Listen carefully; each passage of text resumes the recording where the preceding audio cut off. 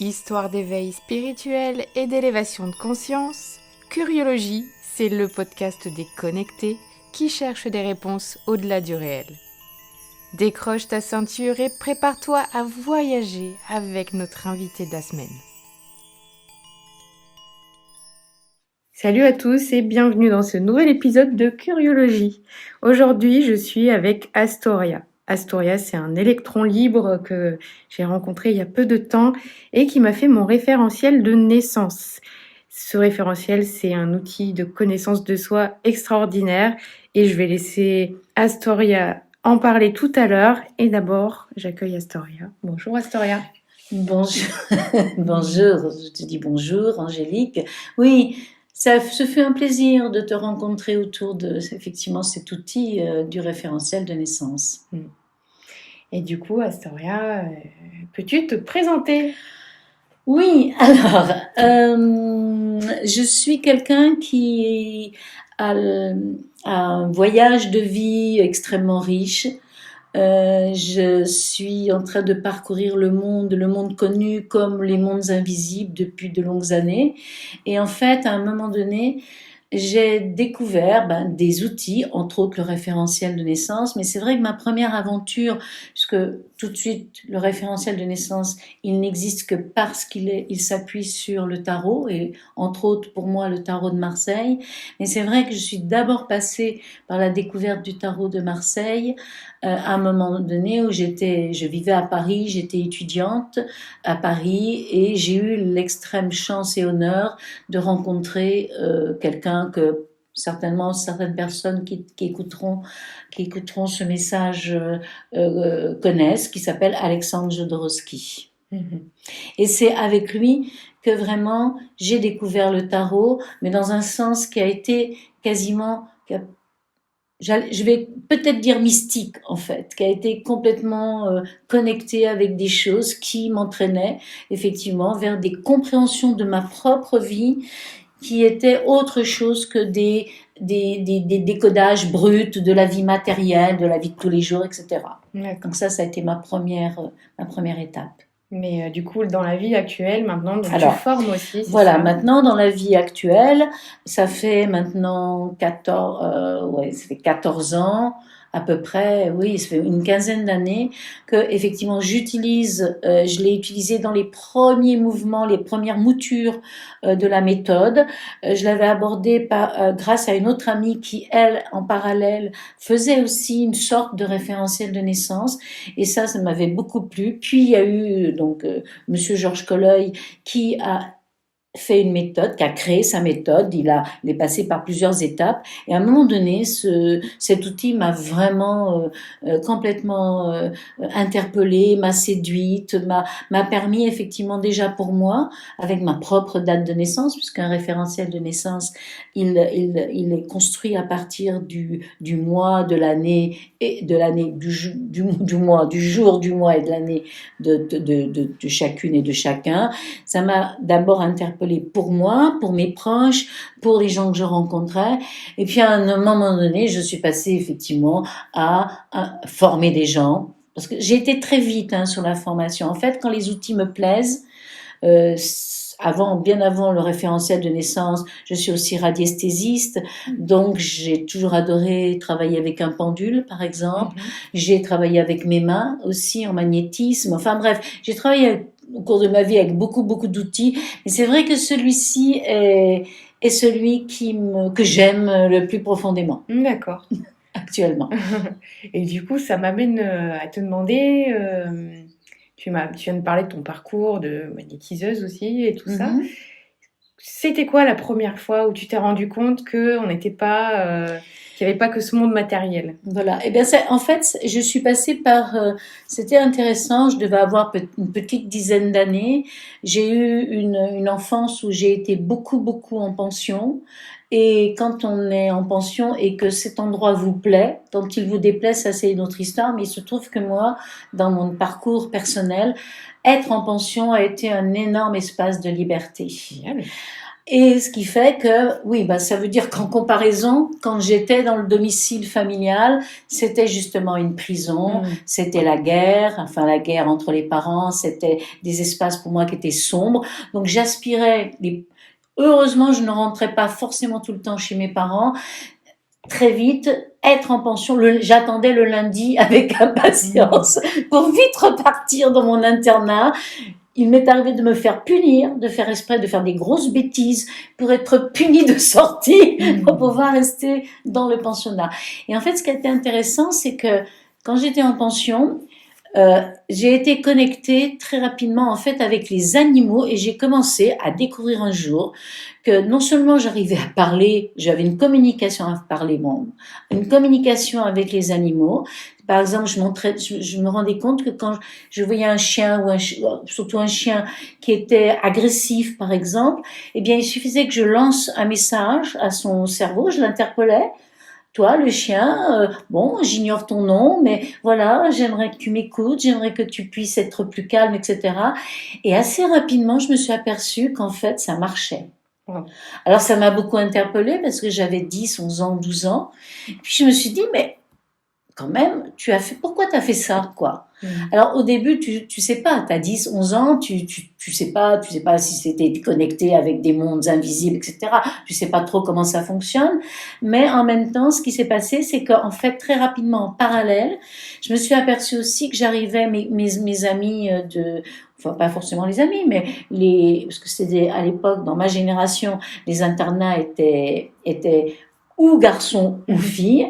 Et je me suis aperçue que d'une part, les filles de l'internat venaient spontanément vers moi pour se rapprocher de moi, pour me demander des conseils, pour me parler. Même quand j'avais 7 ans dans une cour de récréation de l'école primaire, les gamines plutôt, parce que c'était des écoles filles, venaient vers moi pour me demander de l'aide, et très rapidement, j'intervenais systématiquement dans une classe ou quand il y avait des choses qui étaient de l'ordre de l'injustice, parce que je suis extrêmement sensible à la justice et à l'injustice.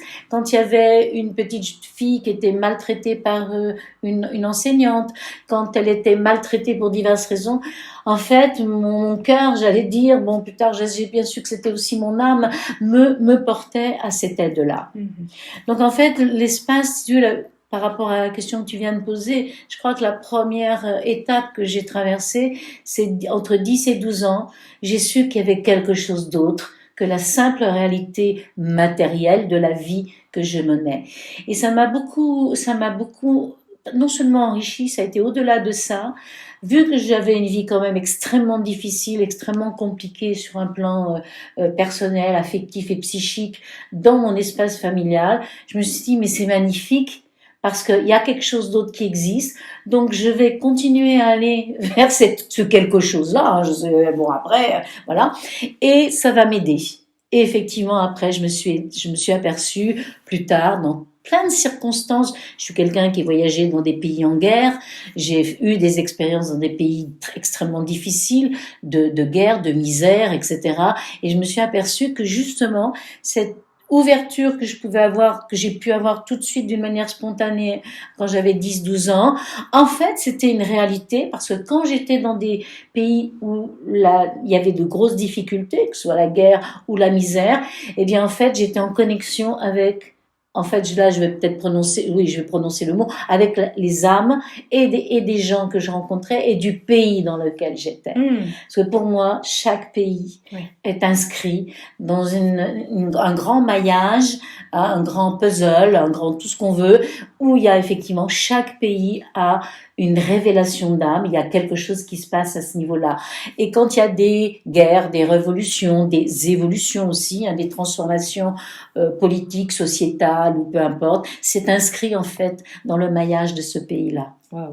Et ça m'a très rapidement interpellée. C'est vrai que je voyageais petite, en fait, j'avais la chance, bon, le couple parental était le couple parental, ça c'était autre chose, mais j'ai eu la chance que le père qui m'a reconnu était un voyageur, et j'ai eu la chance qu'il m'emmène beaucoup en voyage, puis il a tout de suite saisi que j'adorais voyager, et que du coup, il m'emmenait, ma mère était pas un peu voyage, mais sans plus, il m'a emmené à la découverte, donc quand j'avais 7 ans, 8 ans, 9 ans, déjà je connaissais toute l'Europe, je connaissais le Moyen-Orient, j'avais déjà été donc dans les pays du Maghreb, il m'avait emmené au Liban, c'est là où j'ai ma première découverte au Liban, puis il m'a emmené en Asie aussi, donc j'ai eu cette chance-là, donc j'ai été interpellée tout de suite par donc faut se rebasculer quand même, c'est il y a 60 ans. Ouais. Et plus, il faut se rebasculer à ce moment-là, il y avait quand même peu d'enfants globalement qui avaient cette ouverture-là de pouvoir rencontrer des gens totalement différents, qui mangeaient totalement différents, qui faisaient des trucs totalement différents de l'espace dans lequel tu grandissais. Incroyable. Et ça, c'est un cadeau que je chéris vraiment dans mon cœur, parce que je me suis dit, finalement, ok, la vie familiale était très dure et compliquée, parce que c'était une vie dans la violence. Donc, il a fallu que je me protège, que je m'arme contre ça. Mais en même temps, ce beau-père qui m'a reconnue, à un moment donné, ma mère m'avait abandonnée, donc de la naissance jusqu'à l'âge de 4 ans et demi. C'est lui qui lui a demandé d'aller me rechercher. Donc, il l'a accompagné et nous sommes tombés en amour tous les deux. Donc, c'est devenu mon père, même si c'était pas le biologique.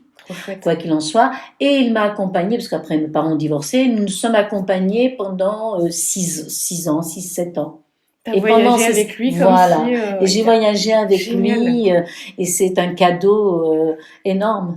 Wow. Parce qu'il m'a fait rencontrer justement, c'est là où je vais rencontrer ce qu'on appelle maintenant, on n'appelait pas ça maintenant, à l'époque, on disait pas chaman, on disait plus ou moins sorcier, plus ou moins diseur ou diseuse de bonne aventure. Enfin bon, il y avait d'autres mots à l'époque qui circulaient. Mais c'est vrai qu'en fait, maintenant, on peut effectivement, c'était des guérisseurs, c'était des chamans, c'était des passeurs d'âmes, c'était des gens qui... Et j'ai eu la chance déjà d'avoir ça et de rencontrer ça.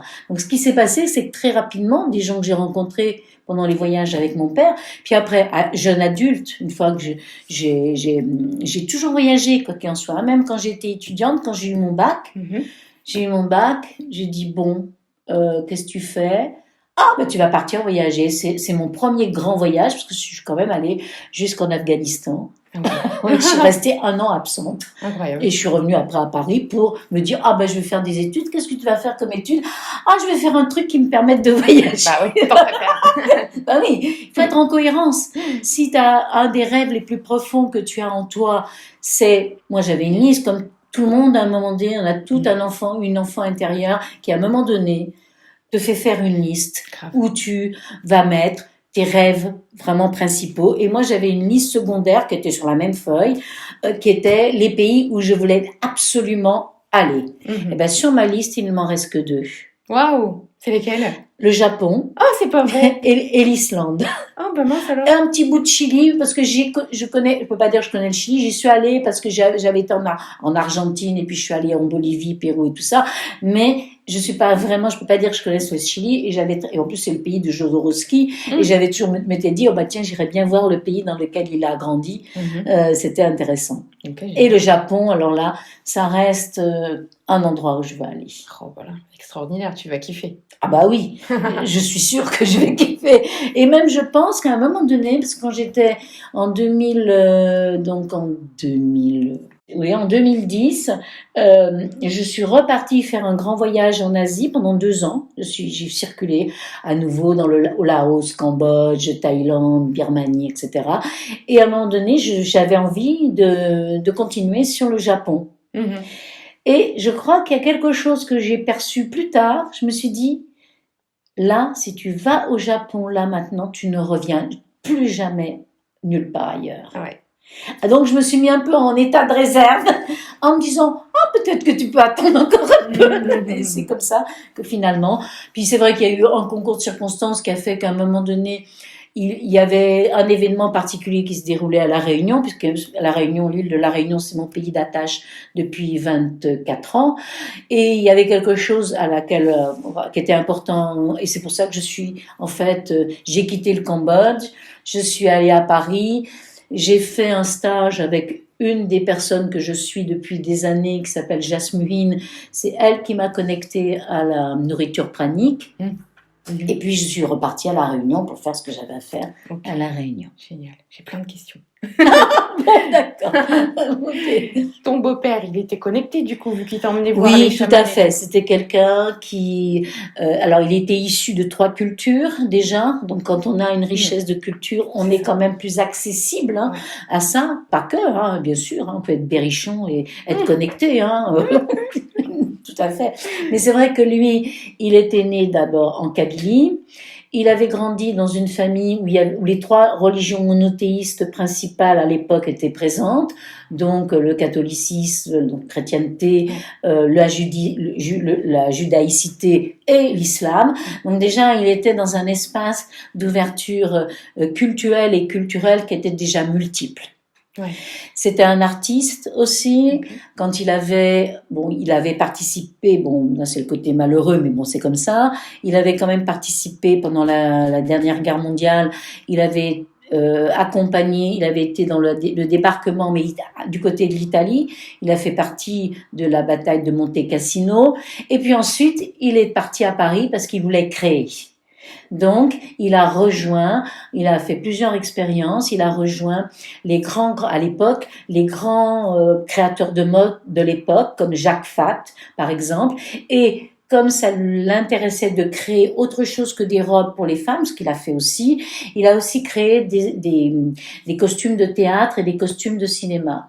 Et pour te donner une référence que je pense qui parlera peut-être à beaucoup de gens, il a participé, dans le film de Jean Cocteau, il a participé au Masque de la Bête. Wow. Pour La Belle et la Bête, qui a été un film avec Jean Marais, et il a participé à la réalisation de ce masque de la Bête. Je vois très bien ce masque. Voilà. Donc ça, c'était lui. Et c'était quelqu'un qui était vraiment tout le temps, qui adorait être en mouvement, qui adorait... Il a changé, il a fait... Je suis peut-être incapable de dire le nombre de métiers qu'il a pu faire. Il était un innovateur. Il lançait les trucs. Il créait un truc, quoi que ce soit.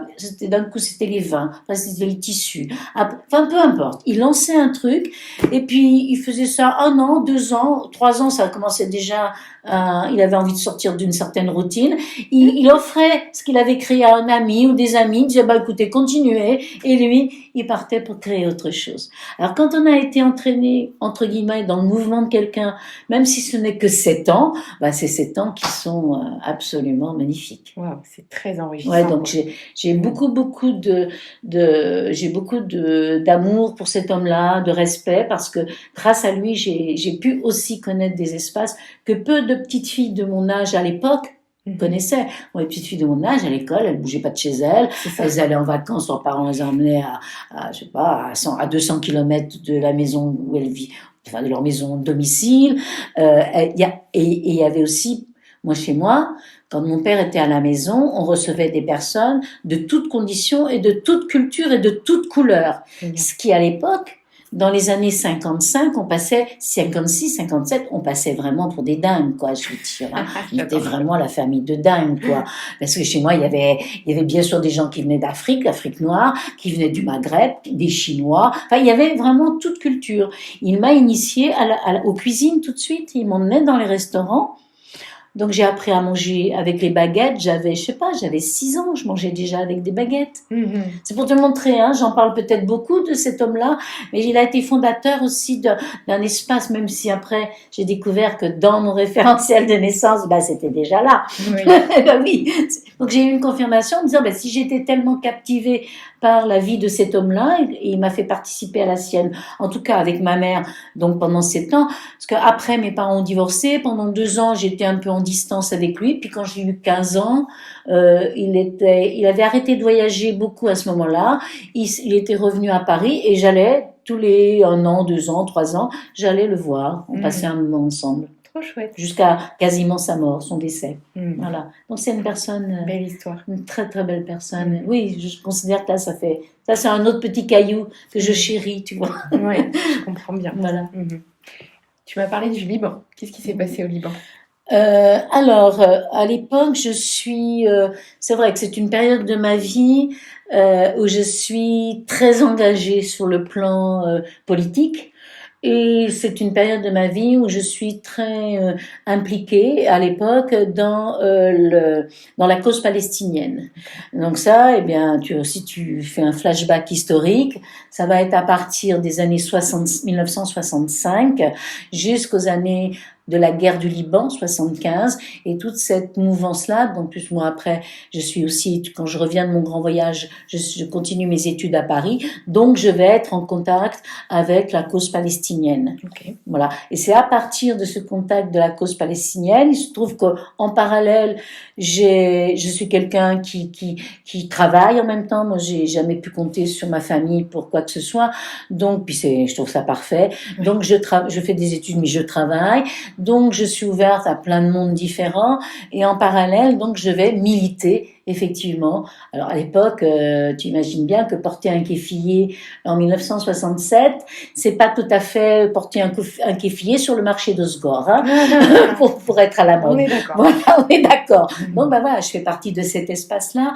Et en même temps, je suis aussi très sensible parce que dans la famille de mon beau-père, de mon père, il y a eu aussi, il y a eu la Shoah. Donc il y a eu aussi donc tout cet espace terrible des camps de concentration.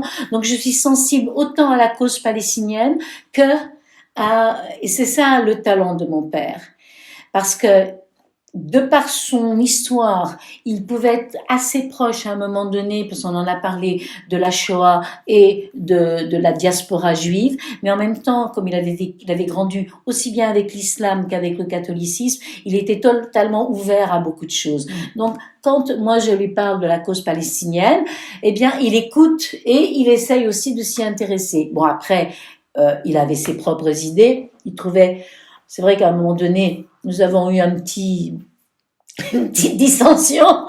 Quand je suis partie vivre au Liban, je suis passée, j'ai toqué à sa porte à Paris et je lui dis, je suis en coup de vent là, j'ai un avion à prendre, demain je pars au Liban. Il m'a dit, mais qu'est-ce que tu vas faire au Liban? Ah, mais j'ai dit, mais j'ai une amie, un ami, pardon, il s'est marié avec une Libanaise. On a fait un dîner il y a quelques jours. Elle a sa maman malade, il rentrait du Liban, elle doit repartir par rapport à sa maman. Et je lui ai demandé si je pouvais l'accompagner. Et elle m'a dit, ah, mais oui, avec plaisir. Donc, elle a pris mon passeport. Moi, je suis quelqu'un qui voyage avec toujours un passeport. Ouais. Ça veut dire que quand j'ai un sac, et quand j'ai un sac, même si je vais à Osgore, si j'ai un sac, j'ai mon passeport dedans. Parce que sur ma route, je peux avoir plein d'aventures. Ah oui! Et oui, sur la route, il peut y avoir plein d'aventures. C'est rigolo parce que je te dis, bah oui, mais en fait, mais moi aussi, mais c'est parce que je suis pareil. Voilà. On sait jamais. Non, il y a des gens ils voyagent avec la carte d'identité. Ouais. Bon, là, c'est vrai qu'on peut aller quand même en Europe avec une carte d'identité, mais pas à l'époque, non. Donc, j'ai toujours eu ce besoin d'avoir un document officiel qui puisse me faire dégager tout de suite. On décolle, c'est pas ça. Exactement. Donc, j'avais donné mon passeport elle s'appelle Carmen, et elle est allée, alors comme elle était libanaise et qu'elle avait les entrées XYZ, hop, mon tampon le lendemain, je l'avais, et 3 jours plus tard, je débarquais. Enfin, pas tout à fait, ça a été une aventure, parce qu'en fait, l'avion n'a pas pu se poser à Beyrouth. Le jour où on a pris l'avion, autour de l'aéroport, il y avait beaucoup de bombardements. Donc, du coup, on a atterri à Damas, en Syrie. Et alors là, la première aventure que j'ai adorée, ça a été un taxi pouilleux, je parle de la carcasse de la voiture, qui est partie de Damas pour nous amener à Beyrouth, en traversant donc la Bekaa, la plaine de la Bekaa, en traversant, c'est pas très très loin, mais ça a été une sacrée aventure. C'est comme ça que je suis arrivée au Liban. Quelle année? Fin 1975, donc j'arrive en pleine guerre. Il vient d'y avoir le massacre, justement, pour moi ça me touchait à l'époque, qui était important. Il venait d'y avoir le massacre de Palestiniens dans un quartier qui était à dominance chrétienne, maronite. Donc il y avait eu le massacre de Tel El Zatar, et donc c'est un camp palestinien Et il y avait eu les Maronites aidés par diverses factions avaient effectivement commencé un massacre de Palestiniens. Donc du coup l'aéroport avait été fermé et j'arrive à ce moment-là. D'accord. Et dans ton histoire spirituelle, est-ce que ça a une implication? Alors tout de suite je m'en rends pas compte parce Ouais. que là, tu le sais d'ailleurs, je pense, la découverte de ce qu'on appelle le cheminement spirituel, sauf exception, ça peut arriver, mais je suis pas Catherine de Sienne et je suis pas sainte je sais pas quoi, mais il n'y a pas forcément une illumination, c'est quelque chose qui vient souvent très progressivement, où on se rend compte que avec quoi on est en lien, en fait, on est en lien parce que il y a quelque chose qui se passe au niveau des âmes, au niveau du cosmos, au niveau de ce qu'on veut, et il y a effectivement des relations qui se situent à ce moment-là.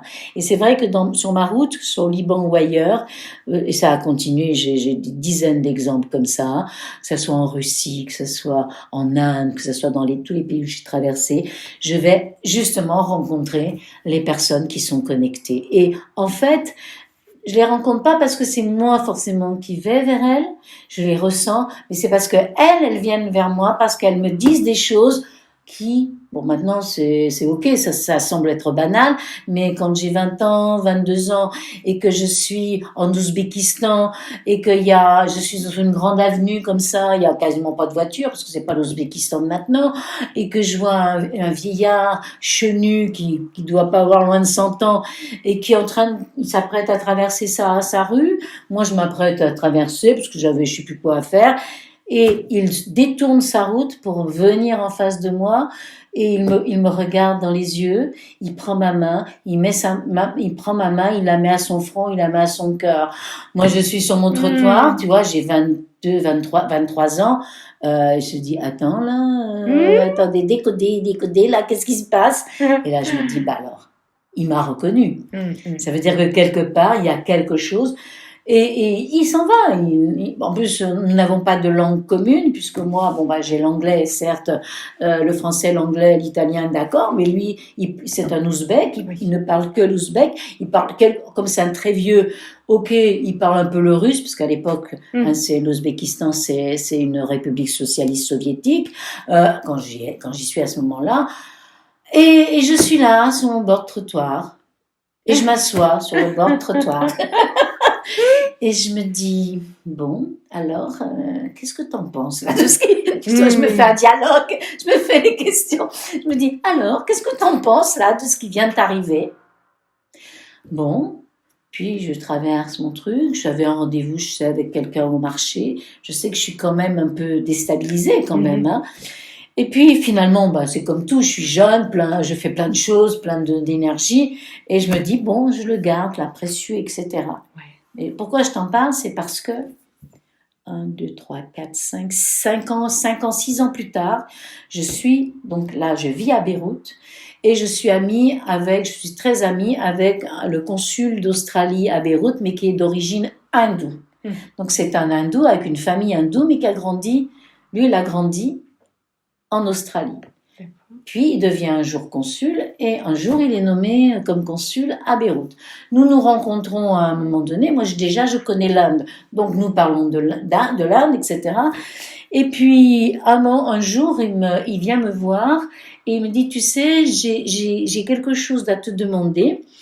J'ai toujours rêvé de connaître le sud de la France. Je connais Paris, de par mon métier, je suis déjà allée à Paris, sans pourtant y rester longtemps, mais je sais pas, il y a quelque chose pour moi dans le sud de la France.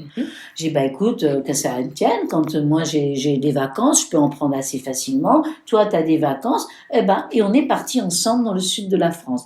J'avais des amis, j'arrive chez des amis il s'appelle Rakesh, j'arrive avec lui, et au moment où j'arrive, j'avais eu un accident de voiture peu de temps après, donc de temps en temps, je mettais encore une minerve. Et mes amis me regardent, ils me disent, oh, on va t'emmener chez notre ami XYZ, parce que ta minerve, là, tu vas pas passer toutes les vacances avec... Je dis, absolument, j'ai vraiment envie de me dégager de ce truc-là. Ils m'emmènent chez ses amis, donc c'est des amis qui sont, lui, magnétiseurs, machin, patin, couffin. Et quand je traverse, je ne connaissais pas, je traverse le salon, un immense salon, c'est à Nice, au-dessus de Nice. J'arrive, il me regarde, dit allons dans ma salle de travail, parce que je vais vous débarrasser de votre truc, là, pour que vous passiez des vacances tranquilles. Je m'assois, et là, il me regarde, et il me dit, et je crois que ça a été le plus grand truc de ma vie. J'en ai jamais eu autant. Il me dit alors, l'Ouzbékistan? Et j'ai été, toi, je suis encore émue en en parlant, alors ça fait, tu vois, il y a 60 ans, enfin, il n'y a pas 60 ans, il y a 40 ans. Et bien évidemment, je sais de quoi il me parle tout de suite, tu vois, Ouzbékistan, et il me raconte ma rencontre avec le vieillard. Oh. Alors j'étais dans le fauteuil, heureusement, c'était un fauteuil qui ressemble un peu à celui-là, avec des oreillettes. J'étais calée derrière mes oreillettes, et je lui dis, mais alors quel est le sens? Qu'est-ce que ça veut dire? Il me dit, écoute, il est encore pas tout à fait l'heure que tu comprennes exactement pourquoi tu es venu ici en incarnation, mais il est important que tu saches que des épisodes du type de l'Ouzbékistan, il n'y a pas que toi et moi qui sommes au courant, c'est un maillage cosmique, et c'est là où il me dit le maillage cosmique. Alors bon, moi, ok, je suis ouverte à tout, donc cosmique, ça me va aussi, mais quand même, la façon dont il le dit, si tu veux, il me dit, tu verras, dans très peu de temps, tu auras toutes les clés, en fait, pour à chaque fois que tu iras quelque part, tu ouvriras toujours les clés de connexion avec les autres. Et il a eu raison de me dire ça, parce que c'est vrai, après, j'ai été beaucoup plus aguerrie pour faire attention aux signes. Donc après, que je sois en Côte d'Ivoire, au Gabon, dans la forêt amazonienne, ou en Bolivie, ou en Australie, où tu veux, c'est vrai que où j'aille, moi j'ai eu la chance d'avoir les aborigènes qui m'ont emmené avec eux dans des découvertes de marches connectées. Oui, les signes à un moment donné, tu vas les voir. Wow. Et ça m'a impressionné. Donc évidemment, alors lui, je te dis pas, il m'a pris mon histoire de Minerve, là, il s'est assis en face de moi, il m'a pris les poignets, il a, comme s'il prenait mon pouls, quoi, des deux poignets, il a appuyé, il a fermé les yeux 3 secondes 50, il s'est levé, il est passé derrière moi, il a fait des gestes de croisement de tout ce que tu veux, il m'a enlevé la Minerve, il m'a dit tu tournes ton cou à droite, tu tournes ton cou à gauche, et tout va bien. Waouh. Et tout allait bien. Je suis revenue dans le salon, j'avais la Minerve au bout du bras. Génial. Ça, c'était une grande rencontre. Mais c'est vrai que l'ami avec lequel j'étais, Rakesh, il avait une histoire donc par ses parents hindous, et lui aussi était quelqu'un de connecté. D'accord. Et il a trouvé ce qu'il devait faire dans le sud de Rakesh? Oui, bien sûr. Bon, ça lui appartient. Oui. Donc, voilà, ça lui appartient. Oui, tout à fait. Ok. C'était pas que pour toi, tu vois. Ah non, moi j'étais le moyen. En fait, moi j'étais le moyen. Et je me suis rendu compte sur ma route à partir de Rakesh, si tu veux, je me suis aperçue que, et je continue maintenant, je suis souvent une passeuse de messages. Ou je suis celle qui, par exemple, il y a deux personnes qui se rencontrent, mettons, il y a 40 ans, elles se rencontrent en Côte d'Ivoire, et puis elles se perdent de vue. Mais il y en a une qui est en lien avec les deux. Qu'est-ce qui va se passer à un moment donné? Une des deux, là, elles vont me dire, ah, mais au fait, tu te rappelles, il y avait telle personne qui gna gna gna, etc. Ah, ça me ferait plaisir d'avoir des nouvelles. Qu'est-ce que je fais à ce moment-là? Je dis, tiens, voilà son téléphone. Et tu appelles cette personne, même si c'est 40 ans plus tard. Une tisseuse aussi, alors. Voilà. Il y a la passeuse et la tisseuse. Et je sais que c'est mon travail. Oui. Donc, je mets les gens aussi en lien. Comme ça. Mais en fait, quand je tisse le lien premier, c'est-à-dire le lien de contact. Parce que là, après, moi, je me retire quelque part parce que j'estime que c'est les gens qui, si ils ont effectivement envie de se mettre en contact à nouveau avec telle et telle personne, c'est eux qui font la démarche de le faire. Complètement, ton rôle est fait. Voilà, mon rôle est fait. Exactement. Génial. De quoi on peut parler encore dans ton chemin d'éveil? Qu'est-ce qui t'a amené au magnétisme, à la radiesthésie? Alors, le magnétisme, parce que je m'en suis rendu compte avec les animaux. J'ai toujours été... j'ai eu peut-être un chien. Pendant toute ma vie, j'ai eu 3 chiens, dans des périodes très différentes et des pays très différents. Et quoi qu'il en soit, moi, je n'ai jamais emmené un chien chez un vétérinaire. Mm. C'est-à-dire que moi, le chien, je le soignais toute seule. Et très rapidement, quand j'habitais à La Réunion, par exemple, très rapidement, on a su que je soignais les animaux. Et moi, j'avais des amis, un jour, ils avaient un superbe chien boxer qui s'était éventré. Donc, il y avait une plaie profonde. Ces gens-là n'avaient absolument pas d'argent pour aller chez le vétérinaire, parce que ça coûte quand même vachement cher. Donc, ils m'ont dit, est-ce que toi, tu penses que tu peux faire quelque chose? J'ai dit, écoutez, moi, je vais essayer. Et effectivement, pendant 3 semaines, tous les jours, 3 fois par jour, j'ai soigné le chien et la plaie, elle s'est refermée. Parce que je l'ai soigné pas seulement avec des plantes et de l'argile parce que j'adore les huiles essentielles. J'ai fait un mélange de tout ça, mais en même temps, j'ai réparé dans l'âme la blessure d'éventration de cet animal. Donc, c'est des choses que j'ai découvertes quand j'étais petite fille déjà. Ah oui. Et oui. Tu mettais tes mains naturellement. Voilà, les mains, et parfois j'avais même pas besoin de mettre les mains. J'envoyais ce qu'on appelle maintenant l'intention, la visualisation, tout ce que tu veux. À l'époque, on disait pas ça tout à fait comme ça. Ouais. J'envoyais effectivement la guérison. Tu es capable de guérir. Et alors j'appelais les anges, n'importe. J'étais très très très libre. J'ai eu la chance de pas être élevée dans une religion en particulier déjà. On m'a jamais astreint à ça. Donc du coup, j'appelais des divinités, les elfes, les lutins, j'appelais les sorciers. Alors j'appelais les sorciers de tous les pays, mais ça venait comme ça. Oui. Des fois j'appelais, on parlait du Berry tout à l'heure. Pourquoi je parle du Berry? Parce que c'est une région où il y a beaucoup de sorciers. C'est vrai, ok. En France, c'est une terre de sorciers, la France. Ils sont malheureusement, parce que c'est un pays qui contrôle, donc ils sont cachés, ou quand ils sont pas cachés, ils font attention parce que ils savent très bien que le fisc, la gendarmerie et le reste va leur tomber dessus. Moi, j'ai fait il y a eu un regroupement chamanique en 2004 en France à Coguelin, c'est dans le sud de la France, Coguelin, c'est pas loin de Ramatuelle. Il y a eu un regroupement chamanique pour la première fois les chamans, on pense toujours à qui? Mongolie, Pérou, Canada, enfin tous les pays, Suède, etc. Eh bien, il y avait effectivement des représentants de tous ces pays, et au miracle, il y avait un qui parlait avec les loups qui était de Bretagne, il y en avait un des Pyrénées, il y avait une femme qui était du centre, justement pas loin du Berry, centre Berry, et j'ai découvert, c'est là où j'ai découvert, je dis oui, je savais bien que la France était un pays connecté.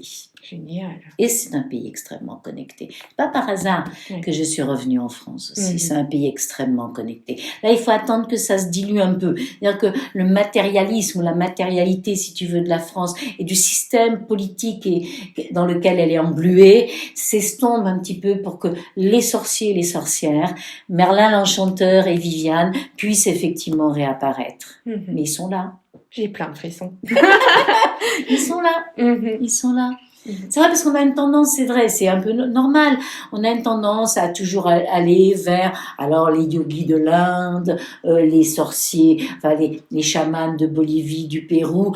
J'ai vécu quand même 10 ans en Guyane française et moi j'avais accès, de par ce que je faisais à l'époque, j'avais accès aux endroits les plus reculés de l'Amazonie. Donc j'ai rencontré des êtres totalement imprévus. Qui n'étaient pas connectés à cette société. Qui n'étaient absolument pas connectés à la société occidentale d'une manière classique, si tu veux.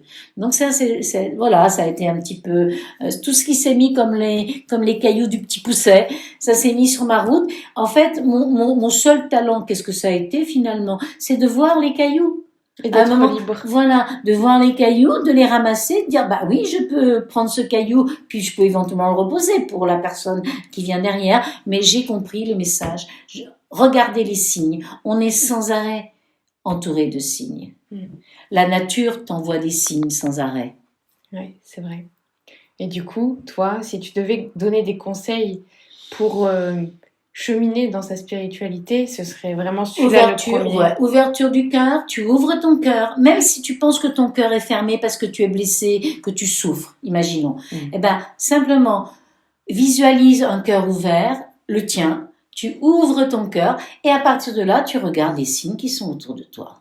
Ouais. Tu demandes à l'univers et ils vont arriver. Bien sûr, évidemment. Et il faut demander. Alors, l'histoire de l'univers est très intéressante parce que, en fait, quand tu demandes à l'univers, il faut vraiment non seulement le demander en pleine conscience, en pleine confiance avec ton cœur, mais souvent aussi parfois il faut que tu écrives, il faut que tu écrives tes désirs, tes vœux, que ça soit écrit avec ta main, que ta main elle soit vecteur, effectivement actif. Parce que l'univers, il a des tas de gens à s'occuper. Donc tout ce qui est dans les univers, moi j'aime bien dire les univers parce que pour moi, il n'y en a pas qu'un seul, eh ben, ils ont du boulot, quoi. Ils sont appelés sans arrêt, ligne directe ou ligne déconnectée.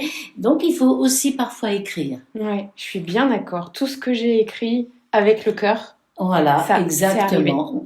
Et puis moi, comme j'ai très rapidement pris l'habitude de travailler avec les cartes de tarot, je sais pas si tu as vu sur la table là-bas tout à l'heure, Oui. il y a effectivement quelque chose qui est pour Soraya. Mhm. Eh ben, je lui ai fait poser un certain nombre de cartes et de signes avec des pierres, et à partir de là, les choses arrivent. Ah oui. Eh oui. Ah, on Parce peut que manifester les des cartes, choses. avec les cartes de de tarot. tarot, tu prends des cartes de tarot de ton référentiel de naissance, par Mhm. exemple, et ben, tu vas choisir telle et telle carte de tarot, tu vas la poser dans un endroit tranquille chez toi ou ailleurs, peu importe, et puis tu vas mettre une ou deux pierres, des fleurs, des fruits, ce que tu veux. Tu fais ton hôtel de demande. Tu demandes. D'accord. C'est ce qu'ont fait toujours les chrétiens, les premiers chrétiens. C'est ce que font les gens qui ont la foi, que ce soit qu'ils aillent dans une église, dans un couvent, dans une synagogue ou dans une mosquée, et dans un temple bouddhiste ou hindou. C'est ce qu'ils font. Ceux qui sont exaucés, c'est parce qu'ils ont demandé. Oui, communément parlant, c'est la prière. Absolument. Et c'est la prière, tout à fait. Ok, waouh, magnifique. Voilà. Et comment on te trouve, Astoria, pour faire des référentiels de naissance? En règle générale, moi, comme je suis ce qu'on appelle un mat, c'est-à-dire je suis quelqu'un de totalement libre, donc j'ai un numéro de téléphone. Alors, surtout des cartes de visite, des flyers, enfin tous les trucs, les objets qui sont utilisés maintenant. Bon. Non. Mais je suis quand même sur Facebook. Ah oui, il y a mon téléphone. Ouais. Ah oui, il y a mon téléphone, ma date de naissance, etc. Parce que j'ai pris un jour une personne qui te dit « mais comment tu te rends compte, t'es espionné, etc. » Mais je m'en fous qu'on m'espionne. Où est le problème? Mais qu'est-ce que ça veut dire d'avoir toujours cette peur par les réseaux sociaux, les Instagram, les machins, les trucs, tu es espionné, on connaît toute ta vie. Mais c'est ok. Ouais, je suis bien d'accord. J'ouvre, on connaît toute ma vie. A priori. Parce que si je mets des trucs sur Facebook, je mets que ce que j'ai envie de mettre finalement. Et je peux avoir à côté de ça des vies parallèles extraordinaires qui évidemment n'apparaîtront sûrement pas sur Facebook. C'est certain. Mais je mets mon téléphone, donc c'est vrai que puis en fait je travaille depuis des années avec le bouche à oreille. Une personne est contente, elle peut utiliser son référentiel, elle sait qu'elle peut m'appeler. En plus moi, on peut m'appeler 3, 4 ans, 5 ans plus tard. Mon téléphone, il n'a pas changé depuis des années, mon numéro, et puis sur Facebook, il y a mon mail aussi, donc il y a mon mail et mon téléphone. C'est bon, ça marche. Hein. On cherche Astoria Tamson. Voilà. Même des fois, sur Facebook, on commence à mettre Astoria, t'en as pas beaucoup des Astoria. Non. Tu mets le T, c'est bon. Il y a ma photo qui apparaît. Ok. Super. Voilà. Ouais, le référentiel de naissance, c'est vraiment extraordinaire. Hein. C'est ce que je disais au début. Tu témoignes de ça?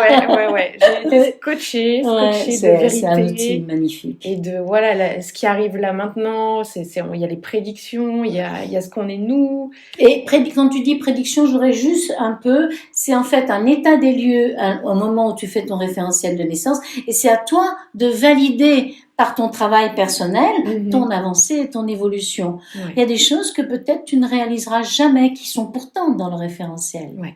D'accord?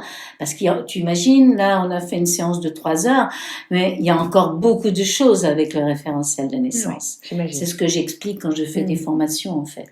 Ouais. Voilà. En tout cas, c'était criant de vérité. Et j'ai adoré.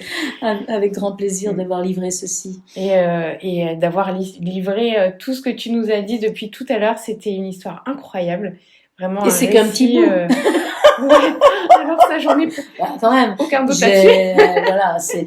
J'ai 72 ans. Tu imagines, j'ai 60...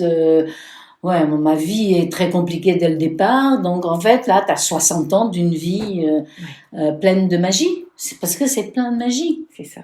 Il suffit juste de la regarder en fait. Absolument. Et puis de l'accueillir comme à chaque fois tu accueilles que ce soit les êtres humains, les choses qui t'arrivent, les animaux, peu importe ce qui arrive, tu l'accueilles comme un cadeau du cœur, quoi. C'est ça qui est important. C'est comme ça aussi que je suis devenue très rapidement végétarienne. J'ai arrêté de manger des animaux parce qu'à un moment donné, pour moi, moi j'étais très jeune quand j'ai commencé à dire à mes grands-parents quand j'étais en vacances chez eux que niet, la viande, il a mangé eux, mais moi non, j'allais pas manger de viande. Il y a eu des démarches progressivement qui vont s'inscrire. Oui, ouais. Eh ben, waouh, merci Astoria. Avec un immense plaisir. Merci à toi, Angélique. Et merci pour votre écoute. Et puis à bientôt tout le monde pour un nouvel épisode de Curiologie. Tu as vécu un éveil spirituel et tu as envie de le partager?